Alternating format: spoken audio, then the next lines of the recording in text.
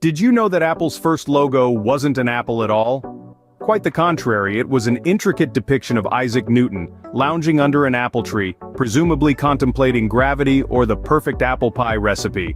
Talk about an overcomplicated logo, right? This eccentricity was the brainchild of none other than Steve Jobs, Steve Wozniak, and Ronald Wayne.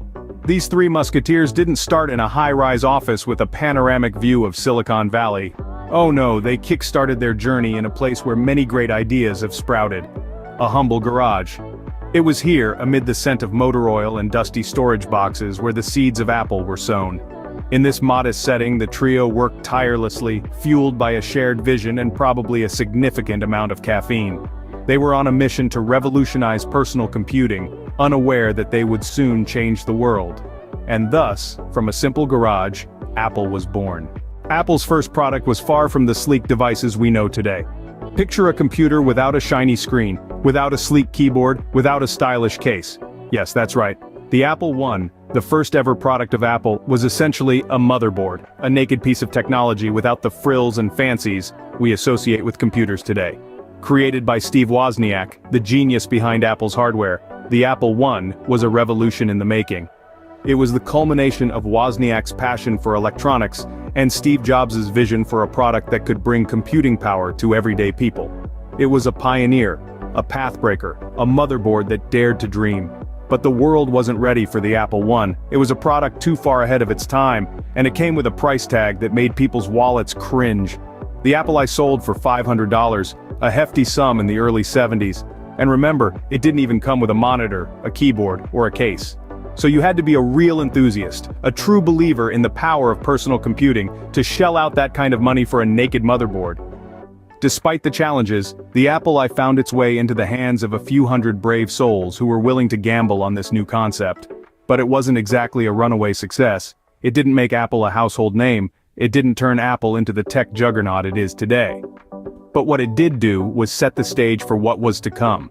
It was a stepping stone, a blueprint for the future. It was the spark that ignited the flame of innovation that would eventually make Apple one of the most successful tech companies in the world. So, while the Apple I may not have been a commercial hit, it was an important milestone in Apple's journey. It was a testament to the vision of its creators, a symbol of their belief in the power of personal computing.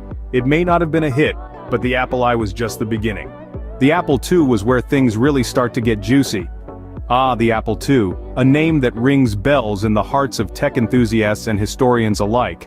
This was the dawn of a new era, a pivotal point in the story of Apple.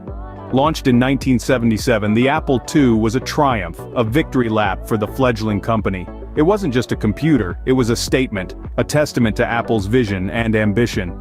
This machine wasn't just about crunching numbers or processing data. It was a tool of empowerment, a vehicle for creativity. It was about bringing the power of computing into the hands of everyday people.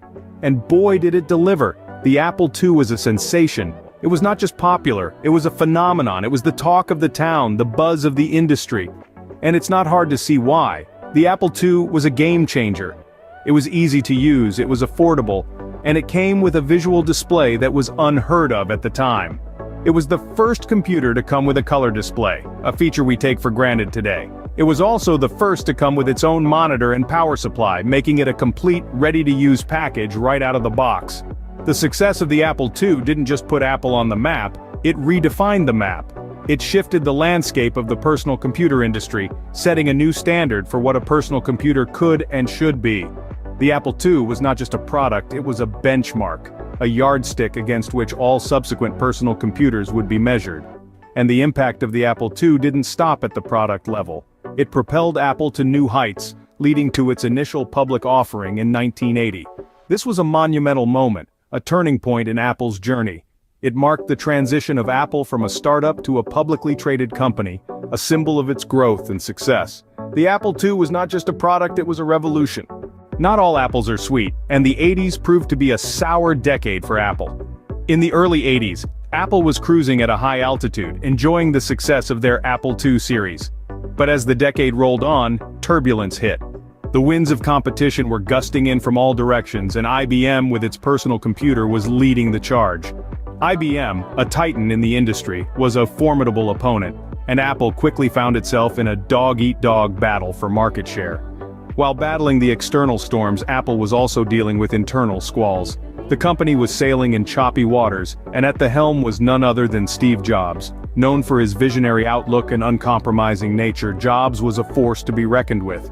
However, his unyielding approach led to a mutiny of sorts within the company, and in an unexpected turn of events, Jobs was forced to walk the plank in 1985. With Jobs gone, Apple found itself adrift. The company began to lose its sense of direction, and the 90s were looming ominously on the horizon.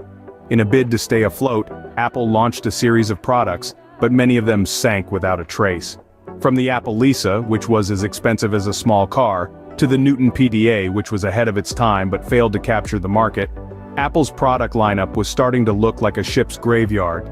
Yet, amidst the failures, there were also glimmers of hope. The Macintosh, although initially struggling to find its footing, eventually became a cult favorite among graphic designers and artists. It showed that Apple still had the potential to disrupt the market, given the right conditions. The 80s were indeed a tumultuous time for Apple. From battling fierce competition to weathering internal storms and launching failed products, the company had its fair share of challenges, but as they say, what doesn't kill you makes you stronger.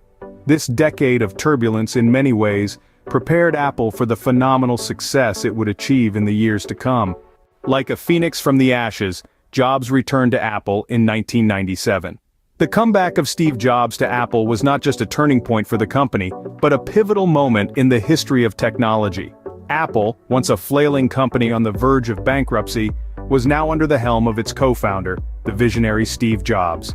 His return marked the beginning of a new era, an era of innovation and creativity that would transform Apple into the tech giant it is today.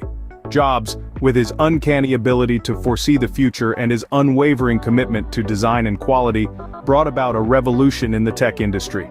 First came the iMac in 1998, a quirky, colorful desktop computer that was as much a piece of art as it was a piece of technology. It was a bold move, a stark contrast to the monotonous beige boxes that filled the market at that time. The iMac was a statement, a declaration that Apple was back and ready to redefine the boundaries of technology. Next came the iPod in 2001, a pocket-sized device that could hold thousands of songs. It was a game changer, a product that transformed the way we listen to music. It sparked a cultural shift, creating a new generation of music enthusiasts who could carry their entire music library in their pocket. But the real game changer was yet to come. In 2007, Jobs introduced the iPhone, a device that would revolutionize the way we communicate and interact with technology. It was more than just a phone. It was a mini computer, a camera, a music player, and a portal to the internet, all rolled into one sleek device. The iPhone sent shockwaves through the tech industry, setting a new standard for smartphones. Through these products, Jobs not only revived Apple but also reshaped the entire tech industry.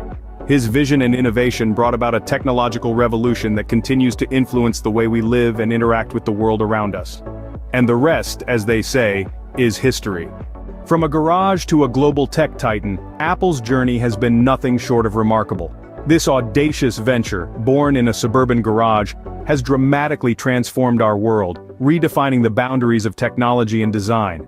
Apple's indelible mark on the tech industry is evident in the way we interact with technology today.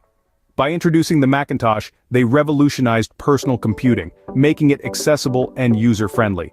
With the iPhone, they reinvented the mobile phone, transforming it into a device that's more than just a tool for communication. And let's not forget the iPod, which completely changed the way we consume music, making digital music mainstream. But what truly sets Apple apart is their relentless commitment to innovation and their extraordinary ability to create products that people not only need but love. Apple didn't just create products, it created a culture. And that, folks, is the power of a bitten apple.